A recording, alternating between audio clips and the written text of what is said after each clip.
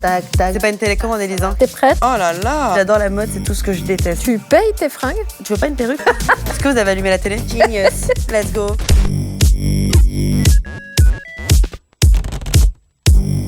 Salut tout le monde, bienvenue pour ce 4e épisode de Desrush. Et aujourd'hui, je suis extrêmement émue et même honorée parce que je reçois la maire de Paris. Merci. Je suis très heureuse que tu sois là. Désolée pour ce canapé qui est beaucoup moins chic et moins classe que ton canapé à toi. Écoute, je connais un bon... Tu veux dire qu'il faut qu'on en change? Non, juste on peut changer le Pantone. Ouais.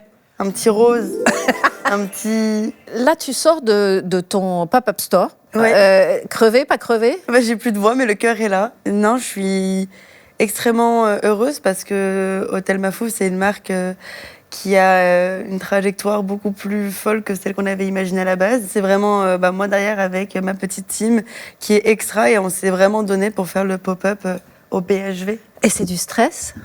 C'est pas du stress, c'est le stress et nous sommes le stress, on vit avec le stress comme ça.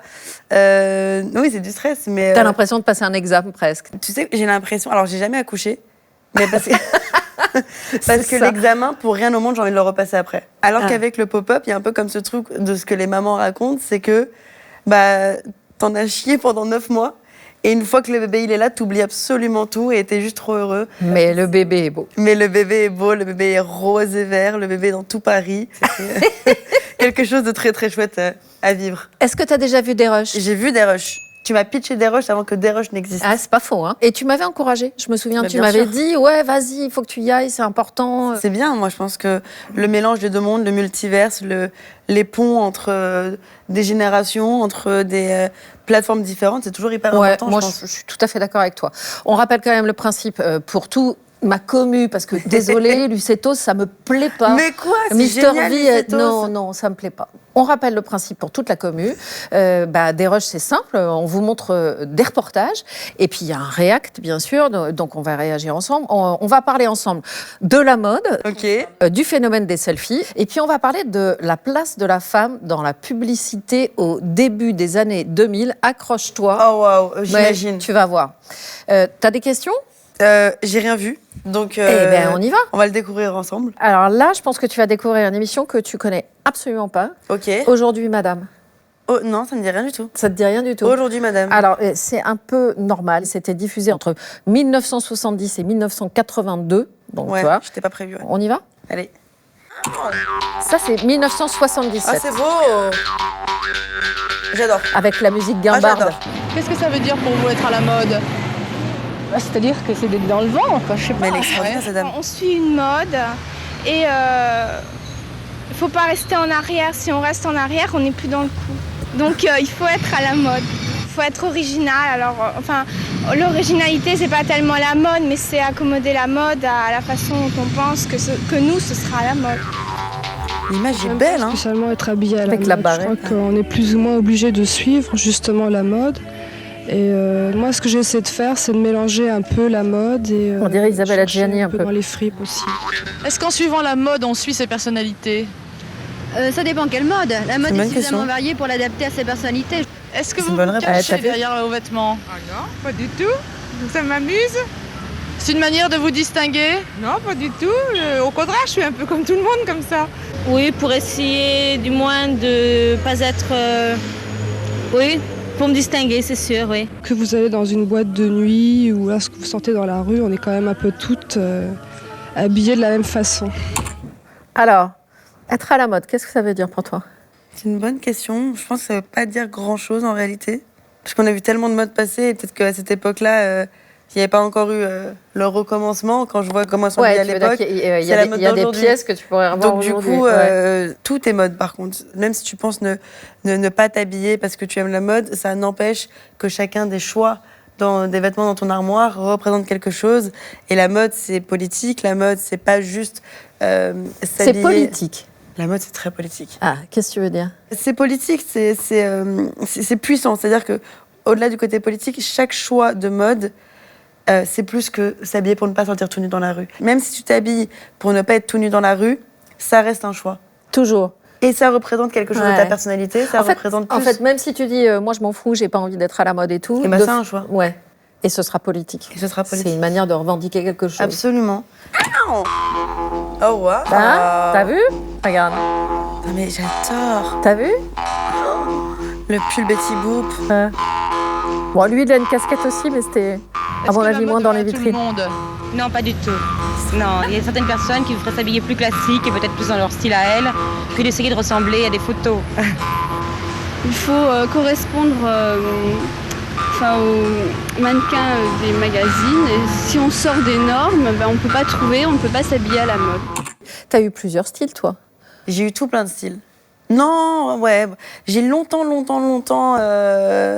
décidé de m'habiller pour me cacher, pour me camoufler. Ouais. Parce que j'étais un enfant très complexé. Et maintenant, je m'en suis bien défait. Mais je commence à parler un peu comme une vieille, Élise. Je m'en rends compte.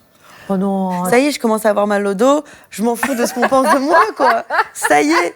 En fait, c'est juste... Ça va, t'as de la marge. Voilà, mais c'est la daronne qui te parle, t'as de la marge. C'est bon, c'est bon. Mais je me suis longtemps excusée de tout plein de choses. Et maintenant, en grandissant, t'arrives un peu à t'affranchir du regard des autres et à faire les choses pour toi. Parce qu'il n'y a rien de plus exaltant de se balader en étant à l'aise dans ses baskets ou dans ses talons.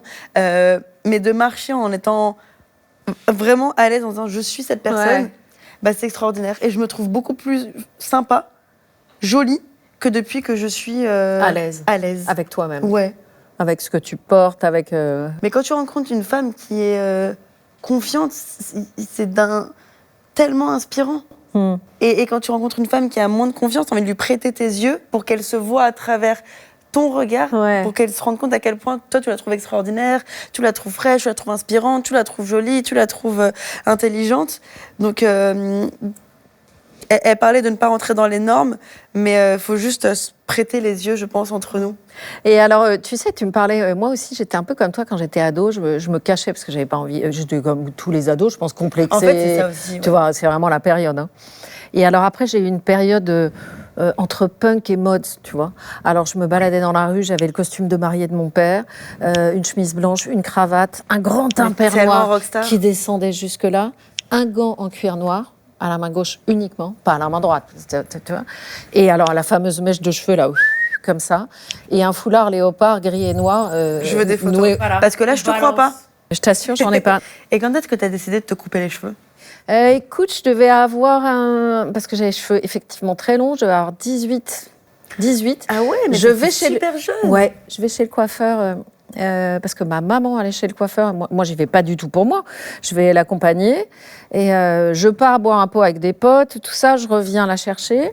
Coiffeur en retard, coiffeuse en retard. Et elle me dit, non, mais votre maman, elle est pas prête avant une demi-heure, 3/4 d'heure. Tu vois, donc tu te dis, ok, j'attends. Et elle vient me revoir, elle me dit, ça vous plaît vraiment les cheveux longs, là? Ouais. Ah bon, ok, d'accord. Mais parce que moi, je vous verrais plutôt comme ça. Et elle me montre une photo qui ressemble un peu à ça, mais pas vraiment, parce que j'avais une grande mèche comme ça, les cheveux très courts derrière. Et 10 minutes après, je suis allée la voir, je lui ai dit, ok, on y va. Et là, elle a enlevé ça, tu vois. Cette dame a quand même créé Élise Lucet. En partie. Ça te manque? Tu veux pas une perruque? Je te prête une perruque juste pour... Écoute, ok, on fera la photo après en Chaque sortant. Chaque femme a besoin de... On la poste. On fait ça en mon sortant, rêve. promis. Allez, hop, on fait comme ça. un Playmobil, je te la donne. T'as un cil sur ton body. Je vais faire un vœu. C'est un cheveu, merde. Vas-y, souffle. J'ai fait un vœu pour nous tous. Hein. Ah bon, sympa. S'il se réalise, c'est du bien pour toute l'humanité. Je suis hyper... allez, carrément. Hyper généreuse. En fait, c'est pas la mère de Paris, c'est la déesse du monde. Minimum, Nini. À la mode avec peu de choses. Si on veut vraiment suivre la mode, ça coûte très cher parce qu'il faut changer tout le temps. Est-ce que vous achetez souvent des vêtements? Ah oui. Moi Si aussi. je vois mes vêtements, je peux pas résister. Est-ce qu'on peut être malade de la mode? Il y a des gens, je pense, qui sont malades, oui. Même si ça leur va pas, ils mettent des choses qui sont pas faites pour eux. Parce que c'est la mode et ça, je crois qu'il faut pas. Il faut toujours rester dans son style. Malade, c'est-à-dire? Il y en a qui sont excessifs, qui sont... je sais pas, qui achètent n'importe quoi parce que c'est à la mode. Je pense que c'est une maladie, oui, en fait. C'est une maladie d'essayer de suivre ce qu'il y a dans les vitrines et d'essayer de s'habiller suivant les mannequins qu'il y a dans les magazines. Et Si on veut s'habiller quelque chose qui n'existe plus dans les magasins, on ne le trouve pas, donc on est obligé de se mettre à la mode même si on ne le veut pas. Non, c'est pas une obligation, c'est un plaisir. Quand on est comme les gens, comme tout le monde, on se fait accepter et on fait pas de tâches. C'est que elles ont toutes un discours assez différent et je suis d'accord avec chacune d'entre elles. Ouais. C'est ça qui est particulier. Loïc Prigent, il a fait un livre extraordinaire qui s'appelle « J'adore la mode, c'est tout ce que je déteste ». Et cette phrase, elle est restée vraiment en moi, je la répète à chaque fois, mais parce qu'elle est vraie. C'est le côté complètement antinomique de Absolument. à la fois j'adore et en même temps ah non merci. Ah ouais, parce que ça va avec son lot justement de dictats, ça va avec son lot de complexes et la mode peut être très complexante comme elle peut vraiment au contraire te faire du bien, Enfin moi quand je me sens bien habillée, j'ai l'impression que je peux conquérir le monde. Et je sais que ça peut paraître superficiel et mon cœur reste ouvert par rapport à ce discours, mais je pense que c'est tellement plus que juste des vêtements. C'est-à-dire qu'aujourd'hui, comme elle, tu prends toujours plaisir à aller chercher des pièces, trouver. J'adore. Ah ouais, toujours. Tu me cherches, moi je dis j'ai un triangle des Bermudes. Printemps, Galerie Lafayette, BHV. Ah. Hop là, je me mets dans ces trois-là. Je coule, je disparais, on me voit plus. Voilà. Non, j'adore faire du shopping. J'ai une question à te poser. Tu payes tes fringues ? Ouais. J'en reçois beaucoup par contre, ça c'est sûr. En cadeau ? Ouais, alors je sais que toi, tu n'acceptes pas les cadeaux. Bah, c'est compliqué, si tu veux, si j'accepte les cadeaux, puis que... D'abord, c'est compliqué, puis c'est pas dans ma nature. Si tu veux faire une enquête sur n'importe quel groupe, il faut que tu sois nickel chrome. Ouais. Donc, non, mais alors, franchement, pour le coup... Tu peux pas dire d'un côté, ouais, je prends les cadeaux, puis derrière, je fais une enquête. Non, faut être raccord. Quoi. Il y a des excès, comme la tendance des hauls TikTok. Ouais. Moi, je l'ai beaucoup fait, ça. Avant, quand j'étais plus jeune. Ouais. Mais est-ce que c'est pas en décalage, justement, avec la génération d'aujourd'hui, avec ce que t'es devenue ? Bah, moi, je le fais plus, du coup. Ouais. Moi, j'ai complètement arrêté de bosser... de certaines façons avec la fast fashion. Maintenant, il y a d'autres... ça cache quelque chose de plus profond. Toutes les personnes qui vont faire des plus grandes tailles, qui vont trouver leurs vêtements dans la fast fashion parce que les plus grandes enseignes ne le font pas. Du coup, là où moi, j'ai peut-être qu'en grandissant, j'aurais un avis qui est plus aiguisé. Plus tranché, ouais. On passe au deuxième reportage, la folie selfie. Et ce reportage, il a 11 ans. On y va. La Tour Eiffel, l'un des monuments les plus photographiés au monde. Mais depuis quelques années, la grande dame n'attire plus les regards de la même façon. Pour la prendre en photo, on lui tourne le dos. C'est la frénésie du selfie. Pourquoi vous faites des selfies comme ça ? Parce qu'on est jeunes. On est jeunes, on est jeunes. Mais faire des selfies, c'est un truc de jeune ? Oui. Oh, le t-shirt Angry Bird, ça te dit vraiment c'était il y a 11 ans. Après, ça c'est... Tout le monde a commencé à en faire. Oui. C'est la mode, c'est la mode. Ah ouais, c'est la mode. Il est bien ? Pas trop parce qu'on voit pas beaucoup la Tour Eiffel de derrière en fait. Certains se sont armés d'accessoires. D'autres ont carrément prévu tout un équipement, car l'important, c'est d'être au premier plan. Alors, truc de jeune, aujourd'hui, non. Tout le monde en fait. Non. Ouais, je me dirais même que je crois que c'est devenu un truc de vieux, au final. Genre, quand tu vois un selfie stick, je me dis c'est un peu un truc de vieux. Ouais, un boomer, genre. Ok, boomer. Ok, boomer. Je le prends pour moi. Mais en même temps, tu m'as appris à faire des selfies. Hein, donc, Ah ouais ? Mais tu te souviens pas ? Moi, tu sais, je suis nulle. Je fais ça à l'ancienne. Mais non, mais je fais ça à l'ancienne, genre tac, tac, j'appuie là, c'est pas une télécommande, ça va pas, et machin. Tu te tiens comme ça vers la télé. Tu vas pas changer la chaîne, hein ? Comment vous êtes ? Mettez-moi sur France 2, là. Ça marche pas. T'en as combien de photos là-dessus, là ? Sur mon téléphone ? Oui. 151 750. Pardon ? Sur ce téléphone. Pardon. Non, c'est pas vrai. Si, regarde. Oh là et en là. vidéo, je dois être pas très loin aussi. Oh. Vidéo, 36 000. Oh. Selfie, 9 000. Moi, je dois en avoir, 40. Mais en vrai, je suis pas sûre, parce que déjà, 40, c'est 40 pour faire la bonne photo. Ouais. Donc, sur les 40, il y en a une qui compte. Selon mes calculs, girl math, j'ai fait 3 bons selfies au final. Il y a eu un monde sans selfie. Mais qu'est-ce que vous faisiez ? Plein d'autres trucs, c'était super. Mais qu'est-ce que vous faisiez pour faire des souvenirs ? Et alors, je vais te raconter un truc, c'est que même il y a eu un monde sans portable. Et moi, à Paris, j'ai vu apparaître à un moment un truc qui s'appelait le bebop. Bebop ? Ouais. un petit téléphone comme ça qui s'ouvrait en deux, pif, comme ça. C'était le premier portable. Et comme tu n'avais pas encore les grands opérateurs téléphoniques, tu vois, voilà, ça. C'est ça? Ouais, c'est Mais ça. on dirait un gadget des Totally Spies. Eh ben ouais, exactement. Ça coûte 93 € si tu veux t'en acheter un souvenir. Non. Et alors, ce qui est rigolo, c'est que tu avais dans Paris des bandes bleues, blanches et vertes, enfin dans ces couleurs-là, tu vois, qui étaient sur des réverbères et tout. Et pour téléphoner, il fallait que tu te mettes sous le réverbère, parce que c'est là que tu avais du réseau. Et donc, tu téléphonais là, puis si tu faisais 100 mètres, tu n'avais plus de réseau. Mais c'est extra. Non, mais je t'assure, pour de vrai. Bip Bob, j'avais jamais entendu parler de ça. Allez, go. Continuons. On y va. Non, mais on voit pas la... Dans le selfie, tout est affaire de cadrage. J'ai l'impression de regarder un Celui-ci n'est pas documentaire si sur mal. mes anciens potes à l'époque. Un peu plus loin, pendant que les filles font du shopping, les garçons se prennent en photo, histoire de dire aux copains qu'ils sont en vadrouille c'était à une mise Paris. en scène pour le cliché est reportage. envoyé instantanément sur les Non, réseaux sociaux. Enfin, crame à la je télé. pense que là, ils ont pris 4 jeunes qui faisaient un peu leur vie et ils ont dit, bah, faites comme d'habitude et on vous filme, Leurs tu vois. balades Et comment vous parisiennes, les bah, les je jeunes vois, rapporteront une dizaine de selfies. C'est la situation où l'ambiance Comment compte ils trouvaient les et le personnes comique pour faire ce passe type de bien avant reportage? l'esthétique. Comment vous trouviez toutes les personnes là pour faire... Oh, mais c'est super simple. Tu demandes à un moment, tu t'appelles plein de gens et tu dis, bon, bah, on fait un truc sur des selfies. Évidemment, tu as besoin d'avoir des jeunes dans un reportage sur le selfie. Et donc là, il faut que tu te débrouilles pour trouver une bande de potes. Ouais. Que les parents aient donné l'autorisation s'ils ne sont pas majeurs, ça je te le dis. Et après, youpi. Et après, tu les laisses vivre un peu. Hein. Et est-ce qu'ils étaient payés? Jamais de la vie, on paye jamais. Ok. En France, on paye pas en fait pour faire des reportages, Ok. jamais. Et nous, tu vois, moi, ça m'est arrivé de bosser aux US et où on nous dit si vous voulez d'interview de machin ou faire ci ou faire ça, faut payer. On dit non, désolé, on fait pas. Ouais, je comprends. Les Américains, ils payent. Ouais, je comprends. Sur Canapé C'est Place aussi, on paye pas. Il y a des gens pour qui je pourrais payer. Je serais prête à Ah payer. ouais, qui? Ouais. Beyoncé. Elle me dit, vas-y. Je voudrais te présenter quelqu'un. Regarde. Ok. Hervé Pillot aime ses animaux. Il parle même leur langage. Il parle... Dans il ses parle champs vache. en Vendée, il n'est pas rare de voir l'éleveur. Moi, je trouve que ça fait plutôt chèvre, hein, mais. Ouais, c'est pour ça. Là, par exemple, qu'est-ce que vous avez comme idée derrière la tête avec votre portable à la main, là? Je regarde, j'en cherche une en fait. J'en Je cherche cherche gazelle. S'il cherche la vache gazelle, ce n'est pas pour lui tirer le lait, Oh. mais le portrait.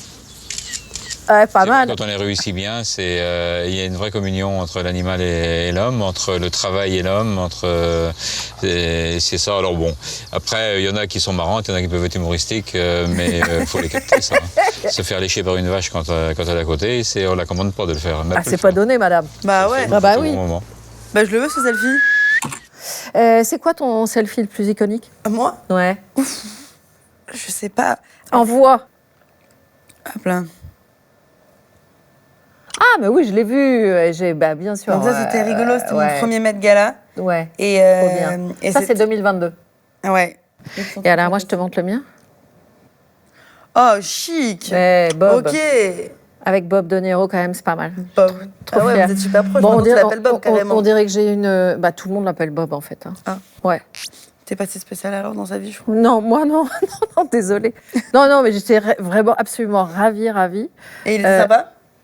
Ouais, bah tu sais, je suis allée le faire sur l'élection présidentielle américaine, hein, donc on parlait politique, on parlait de Trump, mais il lâchait les chevaux. Tu vois, moi ce que j'aimais bien, c'est que, en fait, ce qui était intéressant, c'était pas une interview convenue. Tu vois, à un moment, il y allait, il disait tout ce qu'il pensait, c'était vraiment. C'est chouette quand t'as la personne en face de toi qui d'un coup débranche le côté robotique et d'avoir quelqu'un qui se lâche vraiment et d'avoir un humain face à toi à l'interview, c'est meilleur sentiment. Ça, c'est... Super. Moi j'aime bien sur Canapé C'est Place quand il se lâche, ça fait vraiment. Nous, moi j'avais apprécié, hein. J'avais passé un super moment. Ouais, j'avais adoré. Ouais. Et l'épisode avait très bien marché. Ah bon? Ouais. Ah bah, super. Les Oscars, on en parle? Ouais, parlons-en. Timothée Chalamet. Est-ce que tu as un moment, tu t'es dit, waouh, je suis là, moi, sur le tapis rouge des Oscars? J'étais une puce. Mais parce que la semaine juste avant, ça n'avait pas été simple. Parce que pour les Césars, on avait annoncé que je le faisais. Ça avait un peu fait parler. Mais c'est surtout que juste après, ça a leaké que je faisais les Oscars. Et il y a eu une mauvaise information en plus qui a été leakée. Donc du coup, avant même que moi je signe le contrat avec Disney+, c'était déjà dans la presse. Donc on a fait un peu une réunion de crise avec Disney+, en se disant, bah, c'est vous qui l'avez dit, c'est pas moi, je vous jure, c'est pas moi qui l'ai dit. Hein. Et je leur ai dit, bon, bah, du coup, vous êtes obligés de le faire avec moi, puisque c'est partout dans la presse. Du coup, on savait qu'on allait faire les Oscars, mais je savais que moi, j'avais une partie pour parler de mode. Et j'étais avec une journaliste de cinéma extraordinaire. Mais j'avais vu tellement de messages quand ça a leaké, sans qu'on fasse bien l'annonce et qu'on explique vraiment ce que j'allais faire, que du coup, ça m'a mis une pression de fou malade, parce que je suis arrivée en me disant, les gens ne veulent pas m'y voir, alors que j'ai même pas encore commencé. Et à partir du moment où je suis arrivée sur le tapis rouge et que j'ai commencé à comprendre un peu comment ça fonctionnait, je me suis dit, on se lâche. Mais du coup, est-ce que ça a été un moment de kiff? Est-ce que ça a été un truc où tu t'es dit, waouh, je me suis jamais autant amusée et j'ai jamais passé un aussi bon moment en live sur une présentation de quoi que ce soit. Alors que c'était vraiment pas simple. Mais il y a un truc que j'apprécie particulièrement sur les tapis rouges aux États-Unis, c'est qu'ils assument toute la partie mode, toute la partie du show, en fait. Ils font le spectacle. Oui. Et donc, c'est assez simple de... Ouais, beaucoup plus qu'en France. Non, c'est juste que peut-être culturellement, c'est peut-être moins le sujet de la conversation, ce que je comprends aussi. D'accord, on enchaîne avec le deuxième reportage. Accroche-toi, mets ta ceinture, t'es prête? Troisième reportage. Oui, c'est le dernier, j'ai dit deuxième? Ouais, non, c'est le troisième. Le troisième est le dernier. Les femmes, le sexe et la pub. Reportage d'envoyé spécial en 2004, donc ça a 21 ans. Tu vas voir. Ok. Une femme à 4 pattes qui s'apprête à croquer un mouton pour lui voler sa laine. Les associations féministes ont crié au scandale. Pour elles, l'image était dégradante. Et après une semaine d'affichage, la pub a été retirée. J'étais surpris parce que j'avais pas du tout ça, tous les reproches qu'on a fait à cette image, c'était des choses auxquelles j'avais pas du tout... c'était pas du tout prémédité. J'avais pas envie du tout de la ramener au rang d'un mouton. Je voulais la faire en louve, donc ça n'a aucun rapport. Je trouve pas excitante d'ailleurs cette photo. Enfin, d'un point de vue purement sexuel, elle a rien d'excitant. Elle est plutôt marrante. Mais surtout, ça vend quoi comme produit? J'ai pas compris. Alors, ça vendait un pull, parce que tu vois, le mouton, la laine, le pull. Pour vendre un pull? Oui, non. Et j'ai envie de t'entendre aussi réagir par rapport à ce qu'il dit, quoi. Ah, mais quand j'ai fait cette photo, mais pas une seconde, j'ai pensé que ça pouvait être sexuel, mais vraiment pas. Enfin, comment? Ah bah, t'as quand même mis une femme nue à 4 pattes, quoi. Il est crédible? Non, je trouve pas ça très crédible. Tu t'es sentie, toi, à des moments mal à l'aise dans des shootings photos ou Tu sais, je suis arrivée dans une industrie qui avait eu son lot de scandales, à juste titre, et son lot de femmes qui se sont battues avant moi. Donc du coup, je suis arrivée dans un milieu qui avait déjà été bien secoué, parce que des femmes qui ont été choquées, parce que ce type de reportages ont existé. Donc j'ai rien eu où je me sentis mal à l'aise, du moins que je me rappelle. Mais ça ne veut pas dire que ça n'existe pas encore aujourd'hui. Ça m'est déjà arrivé d'avoir fait un shooting. J'étais plus jeune et j'avais une robe en dentelle. Et la dentelle, selon comment j'étais positionnée, on voyait mon téton. Et on avait demandé à le faire retirer, évidemment, en post-prod. Et ça n'a pas été fait. Et j'ai reçu le magazine une fois édité. Et alors? T'étais folle de rage ou tu t'es sentie trahie? Ouais, en fait, j'avais même pas autant de recul pour comprendre quoi que ce soit. J'étais juste en mode face à mon téton et j'ai dit mais oh, non, on peut pas laisser ça. Donc on leur a fait un message et ils l'ont du coup supprimé. Ouais, mais c'était printé, non? C'était printé, oui, mais on l'a enlevé et ils l'ont refait. Je suis pour l'art, mais mettre une femme nue pour vendre un produit, si ça n'a pas de sens... Et vas-y, t'es pas au bout de tes surprises. Je suis pas au bout de mes surprises. Ah non? Si justement le grand public a l'impression d'être saturé d'images sexes, c'est qu'elles ont envahi notre paysage depuis quelques années. Et en particulier dans la presse féminine. À chaque page, une évocation. Les marques de luxe ont initié un nouveau genre, ce que l'on a appelé le porno chic. Et il s'agit moins de montrer des corps nus que d'évoquer un inventaire de fantasmes. L'avant ou la préfellation, et là c'est presque l'apéritif, mais après tout y passe. Le sadomasochisme, le fétichisme, la zoophilie, ou même le viol. Faut dire ce qui est, c'est que maintenant les femmes on les prend pour n'importe quoi. Pour un yaourt, on veut une fille à poil à la télé, quoi. Je sais pas. Par moment, c'est hard. Ça me déplaît par moment. Par moment, c'est une maquillage, hein. Mais moi je trouve ça un peu choquant. Je trouve qu'on n'a pas besoin de montrer des images comme ça pour attirer l'œil. C'est pas flatteur pour la femme.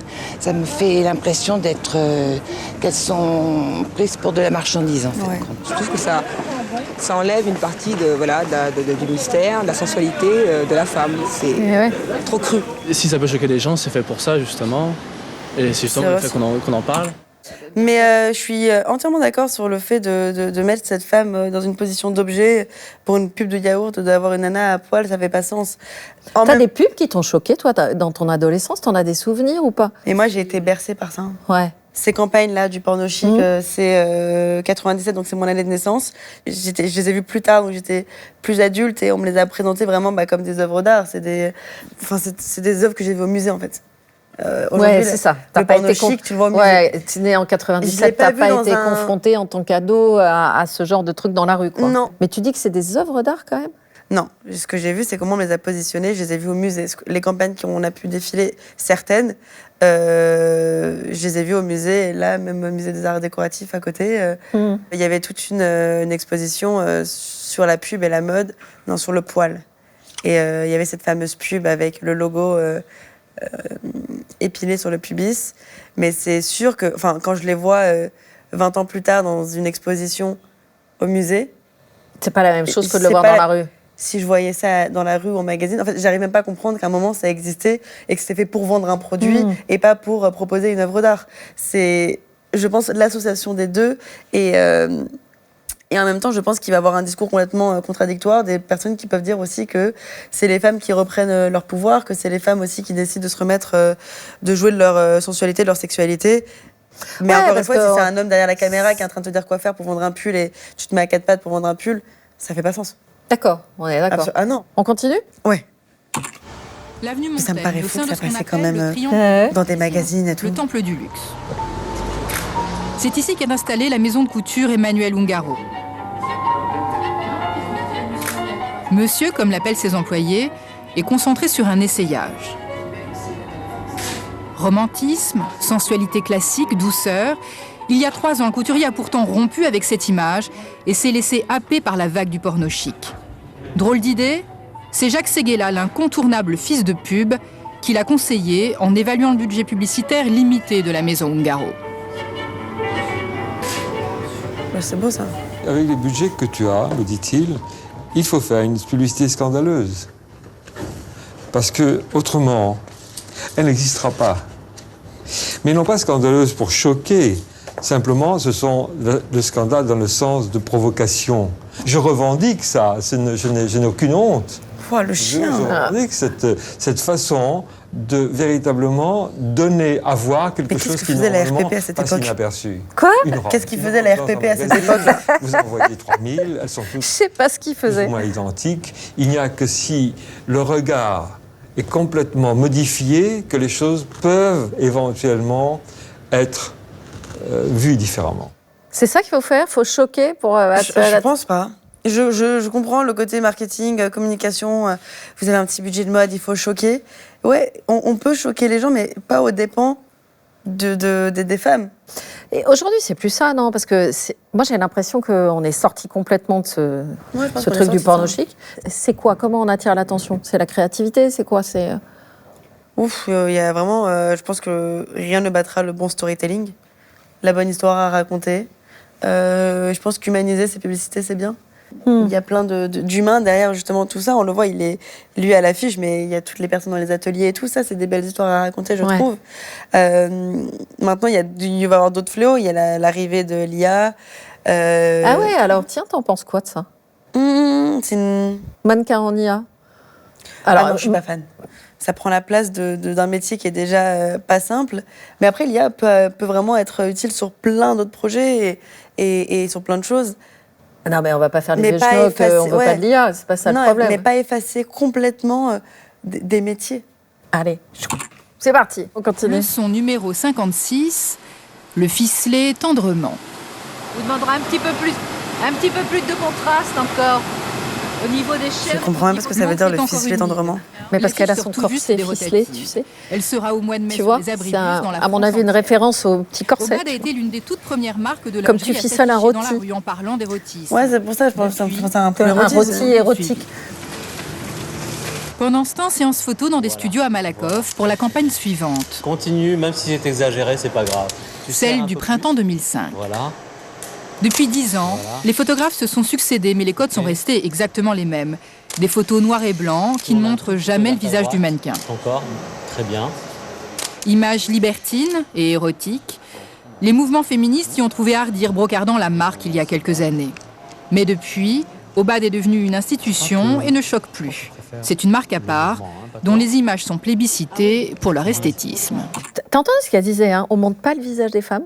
Donc on montre que les corps sans tête. Il n'y a que des mannequins 36, 34, 36.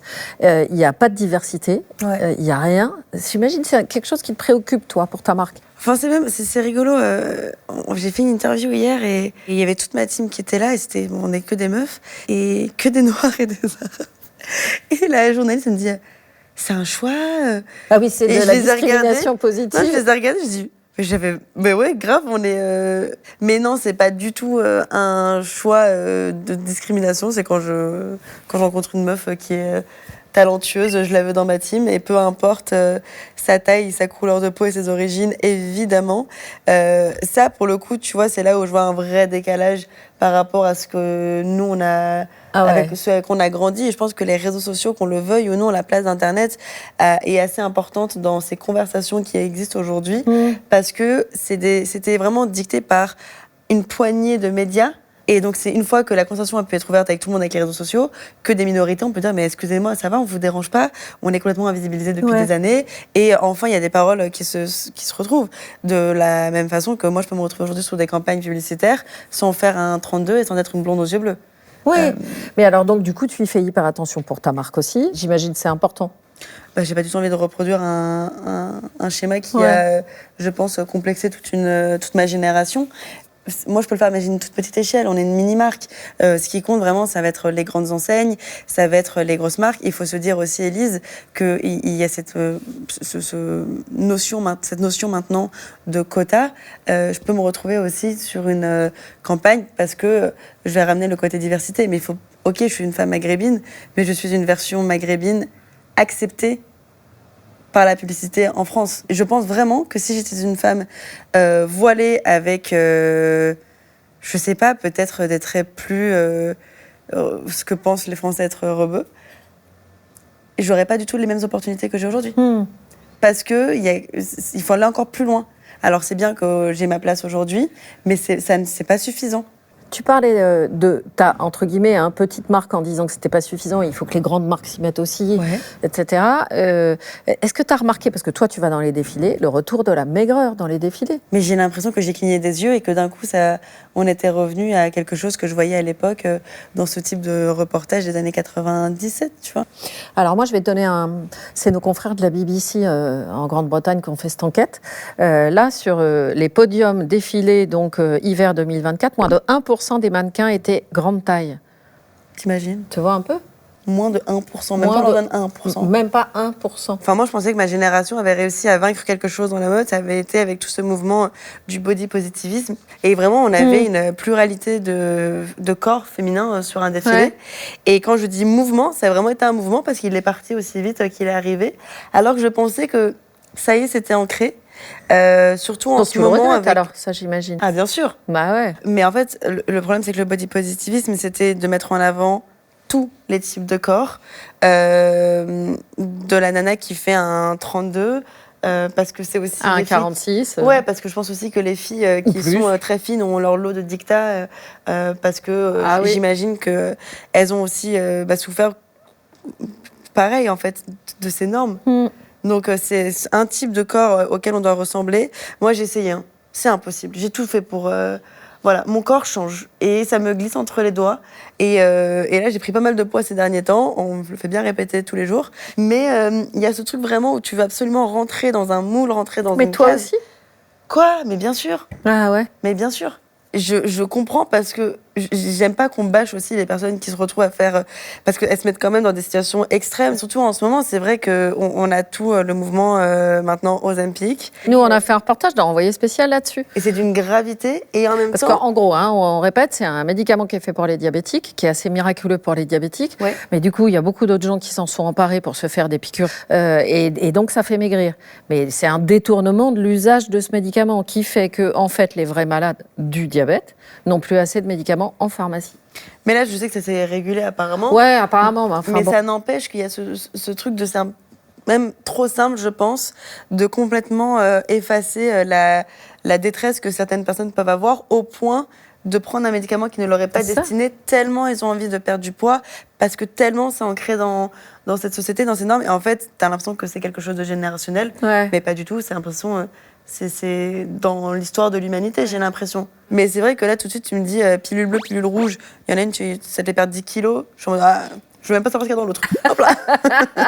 C'est pas drôle, faut pas en rire. Mais on peut en rire un peu quand même. Ouais. Parce que je pense que la meilleure manière de se détacher de ça, c'est aussi d'en rigoler et tout. Enfin, mais toi, du diktat. Élise, tu rigoles avec moi. Voilà. Ça glousse beaucoup.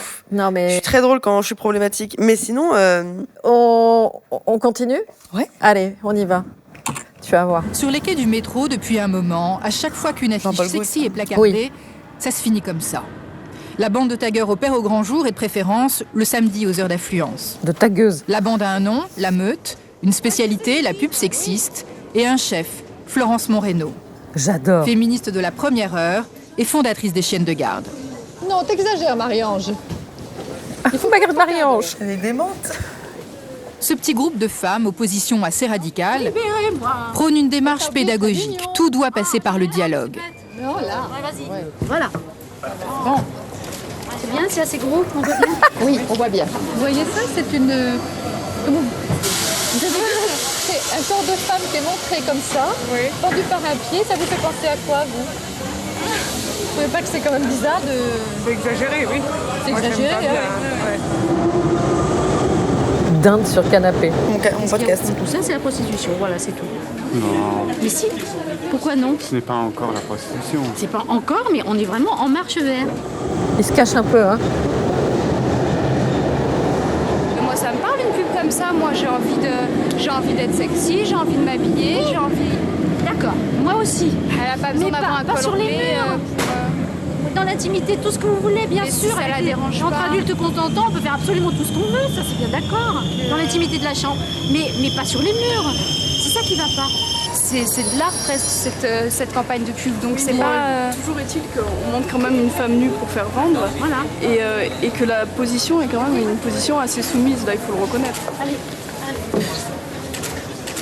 Nous résistons. Et nous résistons en faisant appel à la conscience des gens. Notre action avec la meute, c'est de la résistance morale. Nous, on n'accepte pas ça. Les gens nous disent on ne peut rien faire. Mais si on avait dit ça pour tout, où est-ce qu'on serait? On peut faire quelque chose. En tout cas, on peut dire non. C'est le premier acte de liberté. De liberté, pardon. Je sais pas si je suis d'accord avec absolument tout. Parce que, moi, cette affiche de Jean-Paul Goude, je trouve que c'est de l'art aussi. Après, il y a, pour le coup, quelque chose qu'il faut peut-être prendre avec du recul, c'est que c'est dans le métro, que du coup, ça touche absolument tout type d'audience et pas une audience avertie. Ça, pour moi, c'est une œuvre qu'on pourrait retrouver dans un musée. Et moi, si on me proposait de faire cette campagne, je l'aurais fait. En tant que mannequin, à mon âge, avec Jean-Paul Goude, et ce côté pour les... je la trouve forte, la photo, et je ferais beaucoup de choses pour la belle photo, parce que je mets beaucoup de valeur sur les belles images, et que je la regarde pas du tout avec un œil d'achat ou sexuel ou quoi que ce soit. C'est fait pour. Là où, à la différence... C'était pour les Galeries Lafayette, je crois. Ouais. Donc, tu vois, c'est vraiment de la pub, là, pour le coup. Hein. Mais la photo en elle-même et tout le travail de com' qui a été réfléchi, je pense, je le trouve chouette. Maintenant, tu as beaucoup d'influence, toi. Ouais. Une influenceuse qui a de l'influence, c'est quand même le minimum, mais là, tu en as beaucoup. Ouais. Qu'est-ce que tu réponds à ceux qui disent que finalement, tout ça, c'est la culture du vide? Je peux pas répondre, j'en reçois tellement des commentaires comme ça, partout. Mais c'est ta manière de répondre, j'y réponds pas, ça va, ça suffit, je fais ce que j'ai envie de vrai, faire. Je me suis créé beaucoup de nœuds au cerveau pendant des années. Ouais. Parce que justement, s'il y a des tendances, un peu des petites trends de ce qu'on va dire à une femme sur les réseaux sociaux. Donc j'en ai vu passer tout plein, ils inventent des nouveaux mots à chaque fois. En ce moment, c'est Tana. Tana, ça veut dire que t'es une pute. Oui, je sais. Mais t'es au courant, hein? J'ai une fille de 18 ans. Ah, mais oui. Hey. Ok. Et Tana, c'est le nouveau mot, et puis après, c'est culture du vide, et puis après, ils vont en inventer un autre. Mais du coup, ça veut dire que ça glisse plus? Ça t'a atteint à un moment? En fait, oui, ça m'a atteint, ça m'a absolument bousculé ma vie. Et je me le suis pris comme une vague qui t'emmène au fond de l'océan, c'est-à-dire que j'étais pas du tout préparée psychologiquement ça. Et t'as failli arrêter, du coup? Tu t'es dit... J'ai failli arrêter, tout plein de fois. Et puis après, je me suis dit, attends, j'ai pas fait tout ça pour m'arrêter là. Mais t'as des gens qui te lisent tes réseaux sociaux justement pour te dire non, lis pas ça, fais pas ci, fais pas là. J'ai pas de community manager parce que ce serait quand même particulier d'être influenceuse. Mon métier, c'est d'être sur les réseaux sociaux et d'avoir un community manager. C'est pas le but. Enfin, pour moi, les réseaux sociaux... Non, je te dis ça parce que moi, il y a des moments où je me dis, ouais, c'est bon. Je comprends. Enfin, tu vois. Je comprends. Moi, je fais des émissions qui parfois dérangent. Donc, quand ça dérange, évidemment, tu as des commentaires qui sont négatifs. Tu en as des positifs aussi, mais tu en as des négatifs. Et moi, quand il y a des shitstorms qui tombent, il y a des moments où Mais ok, aujourd'hui, mais est-ce qu'il y a un moment où c'est arrivé dans ta vie et tu n'étais pas préparée? Ouais, il y a un moment où ça a été extrêmement violent parce que c'était très organisé avec des comptes payés, avec vraiment des faux comptes. Enfin, tu vois, le truc vraiment, le shitstorm super organisé et tout, vachement difficile. Mais j'ai eu la chance d'être très, très bien entourée à France Télé, avec une super équipe et qui m'ont dit lâche, ne regarde pas, ne réponds pas, ils n'attendent que ça. Mais il y a quand même ce côté où moi j'ai montré beaucoup de mes faiblesses. Ma force aussi, c'est d'avoir aucun secret. Donc mon talon d'Achille, il est exposé et les gens savent sur quoi m'atteindre. Mais je pense que la raison pour laquelle je l'ai vraiment au début pas du tout contrôlé et je me le suis pris en pleine face, c'est parce que c'est toi. Ouais, c'est moi. Oui. Et donc c'est d'autant plus dur. C'est plus dur parce que moi, c'est effectivement des émissions qui leur plaisent pas, et là, toi, c'est toi. Mais je pense qu'il y a aussi des gens qui m'aiment pas tout court. Mais ça, c'est pas grave. On peut pas plaire à tout le monde. Ça, c'est sûr. Alors, il y a ceux qui te disent toujours culture du vide, il y a rien, machin. Mais qu'est-ce que tu réponds à ceux qui t'intronisent carrément comme l'icône d'une génération? Parce qu'il y a ça. Dis-moi. Ça, je suis pas d'accord avec ça, tu vois. Non, mais attends, la couve de Forbes. C'est beau. Non, mais c'est dingue surtout, non? C'est extraordinaire. C'est le numéro des 30 under 30, qui est un classement... Donc les 30 femmes ou 30 hommes et femmes? Les 30 personnes qui ont moins de 30 bousculent ans les lignes et de leur qui entrepreneuriat, de leur secteur d'entrepreneuriat. J'aimerais préciser, parce que je l'ai lu, je n'ai pas acheté ma cover. Quoi? Ouais, je l'ai lu. Genre, je peux avoir quelque chose sans que vous me... super photo aussi. Mais c'était trop chouette. En fait, ce qui est chouette, c'est que...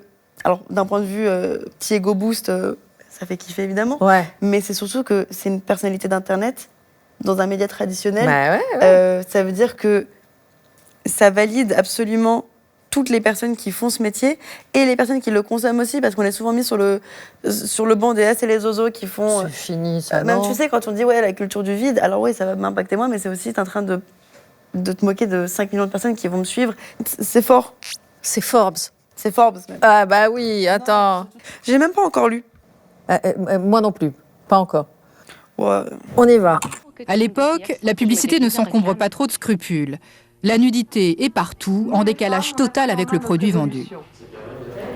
Ok, mais attendez, il y avait ça dans les pubs. Un pour très vendre beau bureau. Pour vendre un bureau. Mais attends. Excusez-moi. Ok. Oui, bah oui. Mais attends, moi, la pub de Jean-Paul Goutte, ça n'a rien à voir avec ça. Non, ça n'a rien à voir avec ça. Mais dans les magazines, il y avait ça. Donc, là, mais dans les magazines, il y avait ça. Mais et attends, je vais même te montrer autre chose. Il y avait ça. Une femme, une pipe, un pull. Mais ça va, on vous dérange pas, hein. Mais c'est fou, ça. Mais j'arrive pas à croire qu'il y a un moment où même...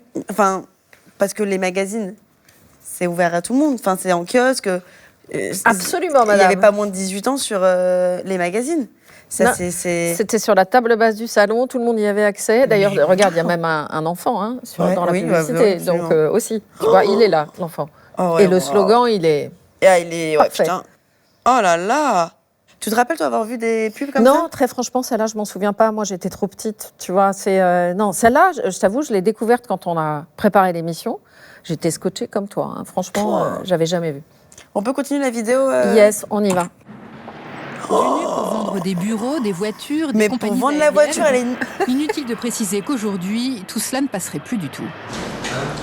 Cette agence de publicité en périphérie parisienne a bâti sa réputation sur la transgression. C'est elle qui a sorti il y a quelques mois cette campagne. Ma copine ne vaut rien. Ou encore, je n'en paye qu'une des deux. Une astuce pour un voyagiste qui offrait des réductions. C'est du sexisme, mais tourné en dérision. Et si cela a fait grincer des dents, c'est bien, selon son président, que la pub a du souci à se faire.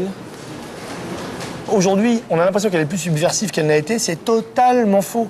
Elle n'a jamais été aussi peu subversive. Elle était subversive il y a 30 ans, il y a 20 ans, il y a 10 ans, il y a 5 ans. Depuis 2 ans, elle ne l'est plus du tout. On est dans une phase de récession, on est dans une phase de régression, de retour à un ordre un peu plus moral. Et ça, c'est le type de monsieur qui dit on ne peut plus rien dire. Moi, à mon époque. C'est pour ça qu'on parle aujourd'hui de publicité subversive quand il y en a 1 sur 100 qui sort. C'est tout sauf subversif, mon ami. Hein. C'est tout sauf ça. Merci. Mais je suis très contente que tu dises ça. Parce que je suis choquée. Il sort son petit adjectif en disant subversif. Il pourrait dire c'est créatif aussi. Ah non. Et non, c'est sexiste. C'est sexiste. Et j'imagine qu'il y a dû en avoir tout plein d'autres.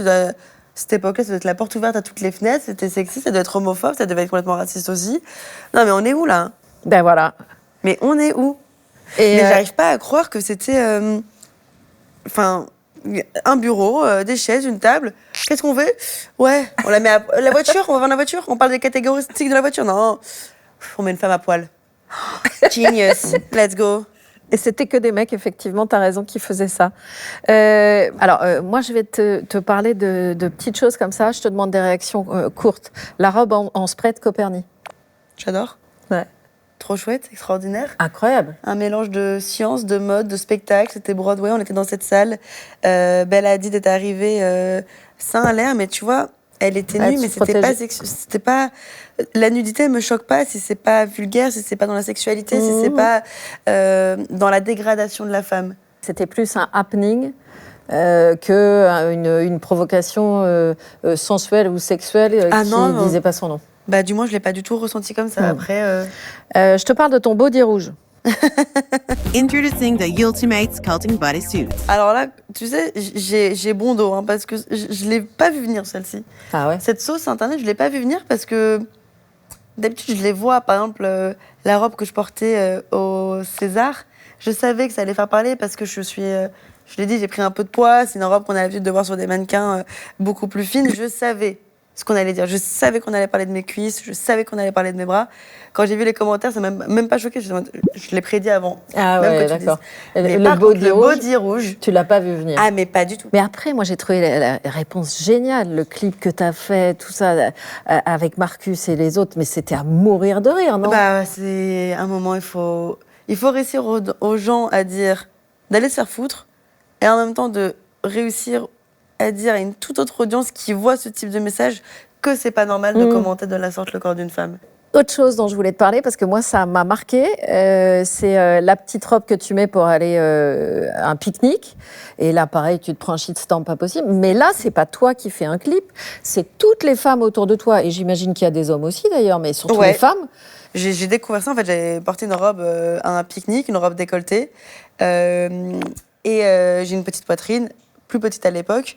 Et donc, du coup, c'était un peu plat sur le devant du décolleté, mais mon pique-nique était super. Si ça vous intéresse, on a bien mangé avec mes copines. Sandwich au thon, mayonnaise, extraordinaire. Mais personne n'a parlé de mon sandwich au thon. Ils ont tous parlé de la taille de mes seins et de la taille de mon décolleté. Et donc, c'était une des premières fois que je me prenais un shitstorm sur les réseaux sociaux.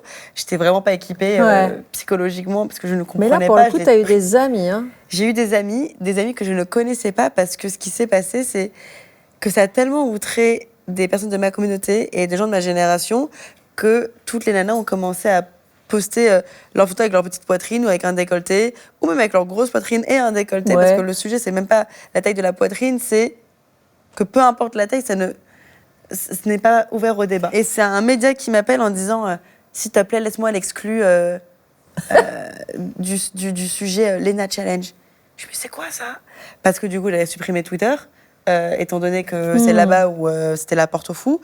Donc j'ai fermé la porte, je me disais, allez les fous, vous restez dans votre délire. Boîte, là. Voilà, et moi je vais retourner dans la vraie vie. Et c'est là où j'ouvre à nouveau l'application et je vois qu'en top tweet, il y avait le Lena Challenge. Et c'était extraordinaire de voir la sororité. Allez, je finis avec 2 questions. Tu te lances sur Twitch, ça y est. Je me lance sur Twitch, c'est chouette. Bande de mecs. Pas mal dominé par les hommes. Tous les top créateurs sont des hommes. Mais c'est pour ça que tu y vas, pour faire changer les choses ou... J'y vais pour m'éclater. J'y vais pour amener ma patte. Et si ça fait un peu bouger les choses, alors on gagne. Complètement, mais sur Twitch, je n'avais pas le courage d'y aller il y a quelques années. Il y en a qui ont été beaucoup plus courageuses que moi, qui se sont lancées sur la plateforme. Qui ont pris vraiment pour nous toutes et qui ouvrent le chemin. Donc c'est elle qu'il va falloir vraiment applaudir et soutenir. Et moi, je vais essayer de faire mon petit bout de chemin sur la plateforme. L'idée, c'est pas du tout d'arriver de tout péter. Si j'ai ma petite audience, je suis extrêmement contente. Dernière question. Un rôle au cinéma ? Pourquoi pas ? J'aimerais bien réaliser surtout. Je pense que... réaliser ? Ouais, je pense que j'aime vraiment raconter les histoires, donc peut-être que ce sera peut-être plus là ma place. Et en même temps, j'ai envie de te dire, je fais des choses là, typiquement, ça je l'ai pas vu venir. Peut-être qu'un rôle au cinéma, si ça fait sens et que je m'amuse et que c'est rigolo, ouais. J'en ai refusé beaucoup. Ah, t'as eu des propositions, c'était ma question. Ouais, j'en ai eu plusieurs. Des rôles avec lesquels j'étais pas à l'aise, des rôles où je trouvais que ça allait pas forcément me mettre en valeur moi ou ma communauté, donc j'ai refusé. Et peut-être si on m'en propose un qui fait sens, un qui est rigolo, on se prend pas trop au sérieux, avec plaisir. Ok, merci à toi Léna, c'était super. C'est chouette. Trop bien, sur mon canapé de place. Non mais c'est chouette. Je vais aller regarder là, je vais aller me documenter un petit peu sur toutes les publicités qu'on a vues parce que j'ai besoin de comprendre. Parce que moi vraiment je travaille dans la communication au quotidien. J'arrive pas à comprendre le cerveau qui existait à l'époque pour faire ça. Ouais. Et quand même, il faut applaudir toutes les personnes qui ont fait bousculer les choses pour que moi, je me retrouve aujourd'hui en réunion sans même que ça nous passe dans la tête d'imaginer ce genre de campagne, quoi. Bon, merci à vous. Évidemment, on regarde tous vos commentaires. C'est hyper important. Hein. Tu fais la fin avec moi. Hein. C'est hyper important. Hein. Je te le disais, c'est hyper important de lire les commentaires. Voilà.